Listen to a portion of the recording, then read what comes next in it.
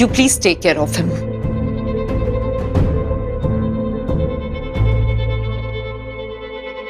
जनक,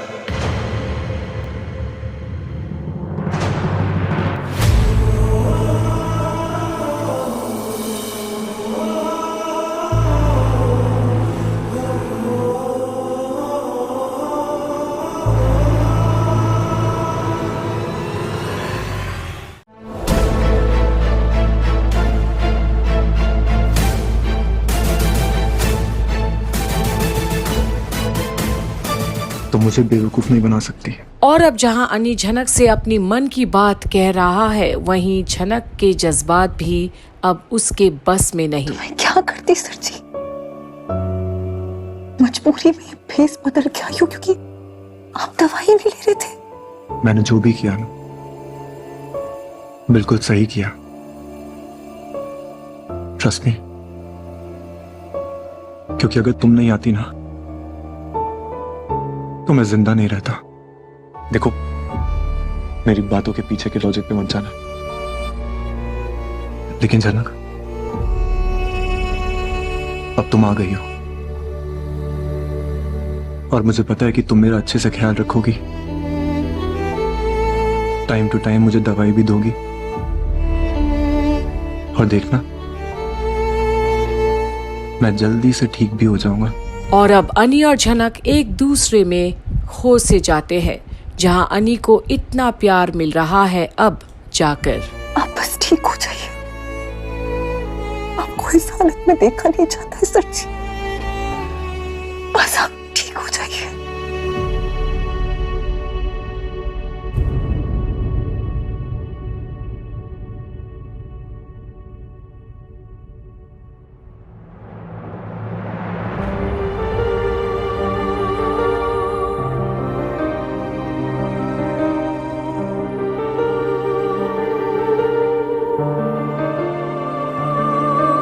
मुझे पता है जनक, तुम्हारे रहते मुझे कुछ नहीं होगा।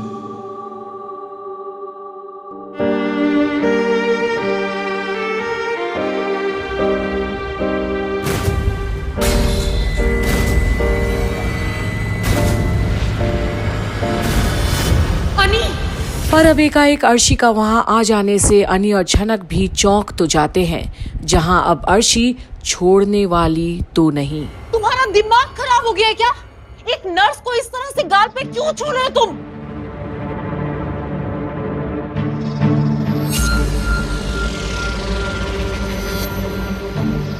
कौन हो तुम?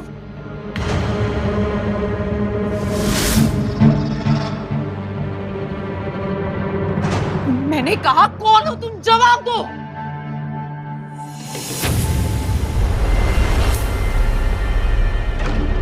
झनक, तुम?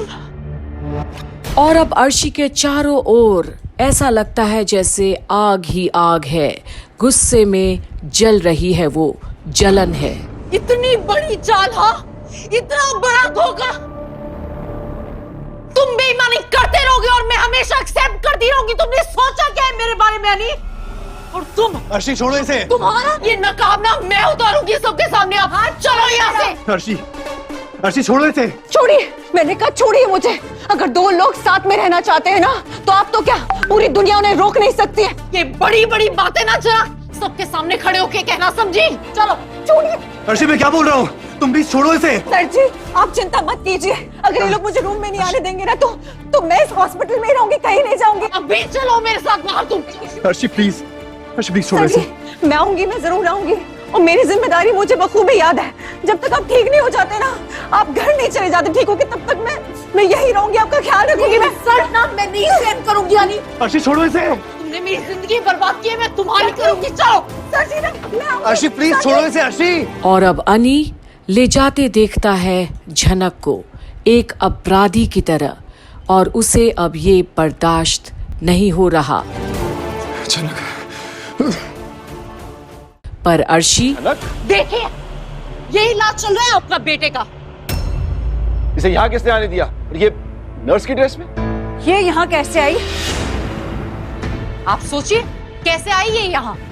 हॉस्पिटल वाले ना हमें बेवकूफ बना रहे। इतना पैसा दे रहे हैं अमनी के इलाज के लिए और बदले में हमारे साथ ही फ्रॉड कर रहे हैं। Hello madam, call your manager, हमें बात करनी है अभी, बुलाइए। Call them right away. हमने तो इसे परमिशन दी नहीं, इसलिए अलग अलग तरीके ढूंढ रही है यहां रहने के। अनी का ख्याल रखने के बहाने उसके पास रहना चाहती है ये। और इसने ये प्रोफेशनल नर्स की यूनिफॉर्म क्यों पहनी है? मुझे जानना है इसके पास ये आई कहां से। क्या हुआ? और ये हम तुम्हें क्यों एक्सप्लेन करें? Just get out of here. और अब अर्शी सबके सामने झनक की बेइज्जती करने के चक्कर में आदित्य को भी लपेट में ले ही लेती है। पर आदित्य में अब भी धैर्यता है। पर शुभो, और तुम तो रुक जाओ, सबको अरेस्ट करवाऊंगा, किसी को छोड़ूंगा नहीं। मुझे समझ में आ रहा है क्या चल रहा है यहाँ पे। आपको जो करना है कीजिए, लेकिन एक बार पहले अपने बेटे की तबीयत के बारे में भी सोच लीजिए। हमें ये क्यों करना पड़ा आपको सोचना पड़ेगा ना। और आप भी जानते कि झनक के यहाँ रहने से आपका बेटा ठीक हो रहा है, वरना वो बीमार पड़ा रहता। अच्छा तुम बताओगे? मेरे बेटे का ख्याल कैसे रखना है ना, ये तुम्हें हमें बताने की कोई जरूरत नहीं है। So you just stay quiet. You get that?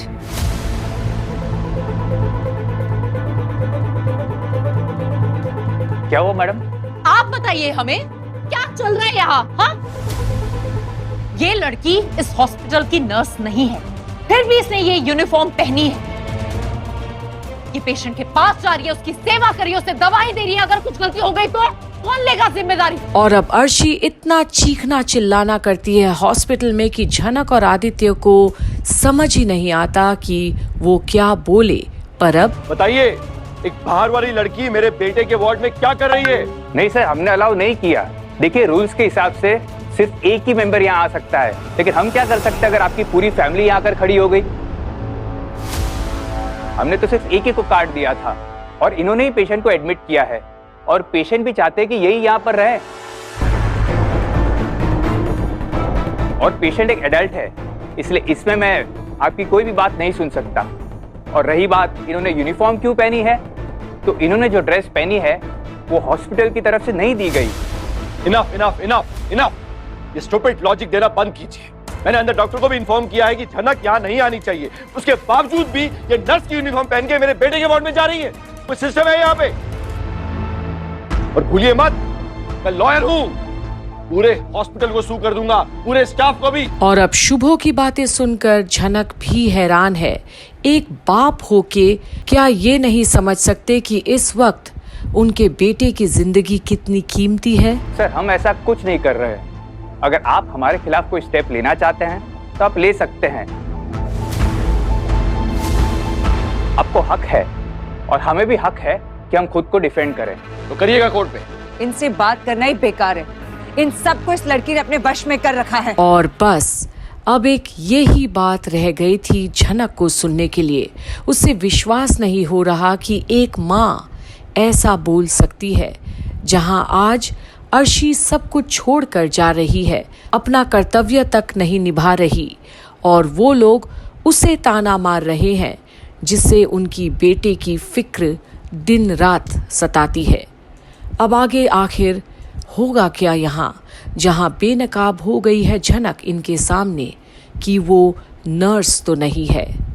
देखते रहिए झनक की आने वाली अपडेट में आखिर क्या होता है, यहीं कंप्लीट बॉलीवुड की अपडेट्स में। बने रहिए कंप्लीट बॉलीवुड के साथ।